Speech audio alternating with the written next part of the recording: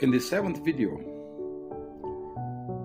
in my series Kaizen in Daily Life, I continue my talk on services sector, application of Kaizen in the services sector,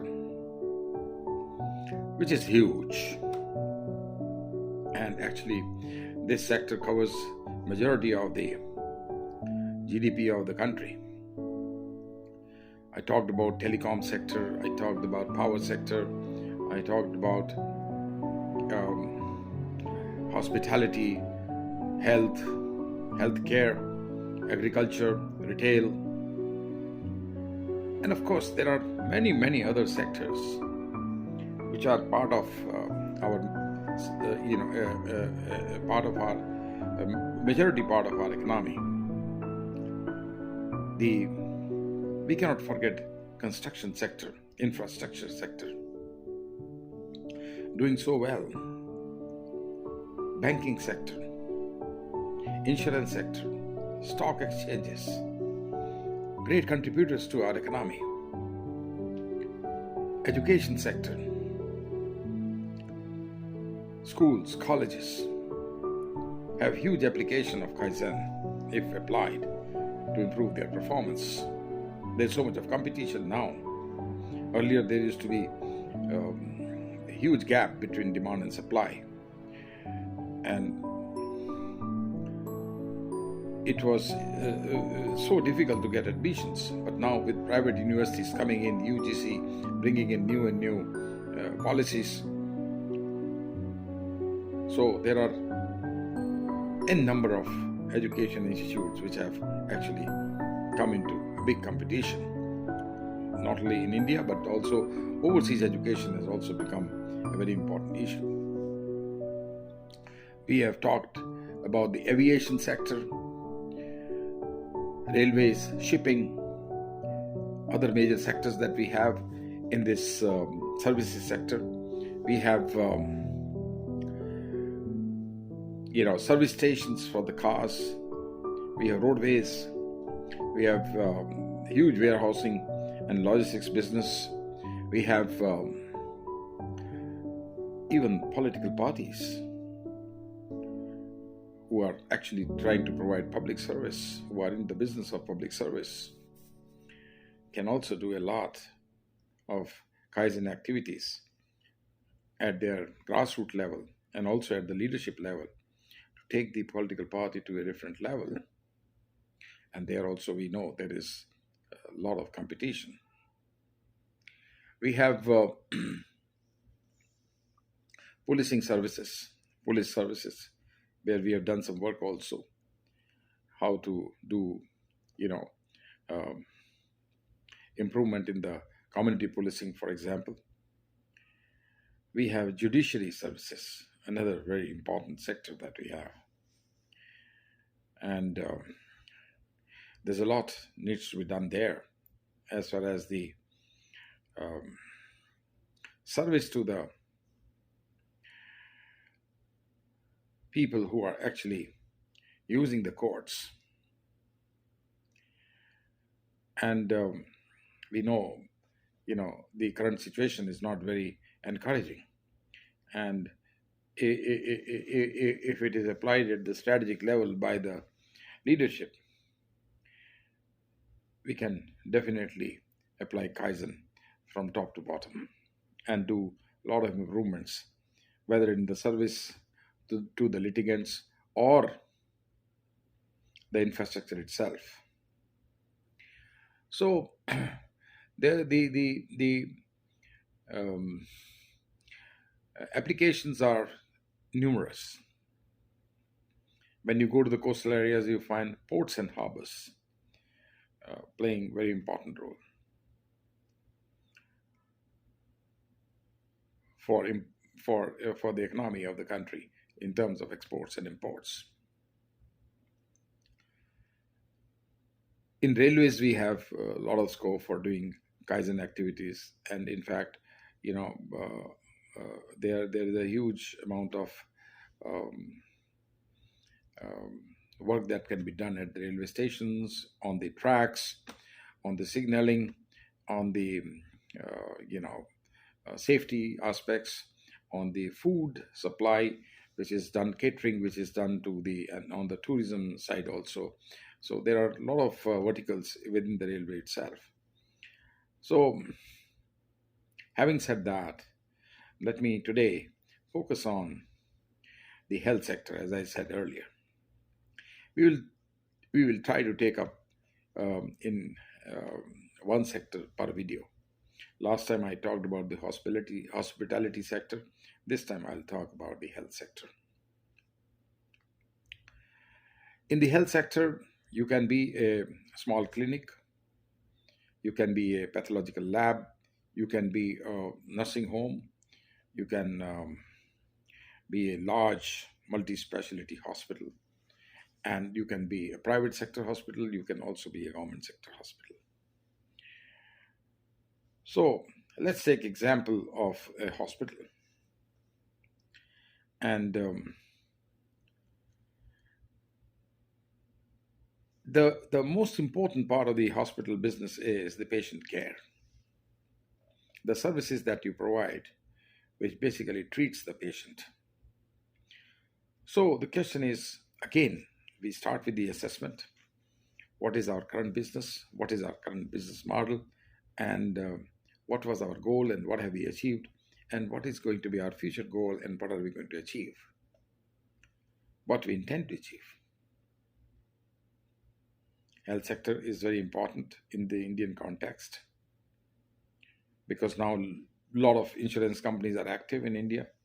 So the health services are becoming affordable because more and more people are getting insured. So what is important to make a hospital successful? Of course, it is prime objective of the hospital is health services. Business is also an objective, of course. And in some of the states in India, they have made the health services free for the public. And insurance has also been given, medical insurance is all cover is also being given to most of the people up to a certain income level. And that has really pushed the business of the hospitals in a different direction. Micro level, when we try to look at it, the patient comes into the hospital. You have various verticals in the hospital itself, which are trying to be your profit streams. So there are some customers, some patients who come for just OPD, and they have some problem. They come and consult the doctor. They get the prescription and they go off. There are some who are, then there's an emergency. There is another stream that is there, which is bringing in the patients. So what is the emergency doing? How they are treating the customers? Speed is very important there. Response levels have to be very, very high.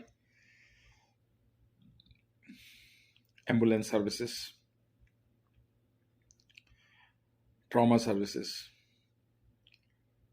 That's one part of business. The other part is that you get into it. So admission process, very frustrating sometimes. What improvements can be done there? How digitization can be brought in? How computerization can be brought in, like what we have seen in banking sector? What automation we can bring in? Again, the quality of people will definitely play an important role. And then you have got, once you have admitted, whether you are in general ward or you are in some special ward or you're in ICU. So general ward itself is an issue, is an area, an opportunity for improvement. The quality of service there, nursing service particularly. And then you have got pharmacy within the hospital. Then you have got operation theaters. So what can be done to improve the efficiency of the operation theaters, the quality of operations that we do? Then you have labs, pathological labs. So these are areas of improvement, whether it is general ward or it is specific ward or it is operation theater or it is the admission process or it is the um, pathological labs or it is a pharmacy within the organization or it is the rehab, um, where you do all kinds of treatments, alternative medicines. Then you are trying to do physiotherapy and all those things, the recovery part of the whole thing. And depending on the size of the hospital, you've got mortuary, you've got post-mortem systems, and all those things are there. And so every element of a large hospital has uh, is there for you to improve. And when you get deeper into it, when you do micro detailing, you'll find that there are gaps. There are gaps because it's a service. And due to one reason or the other, it could be training, it could be skill related, and it could be technology related, it could be attitude related, and there can be issues.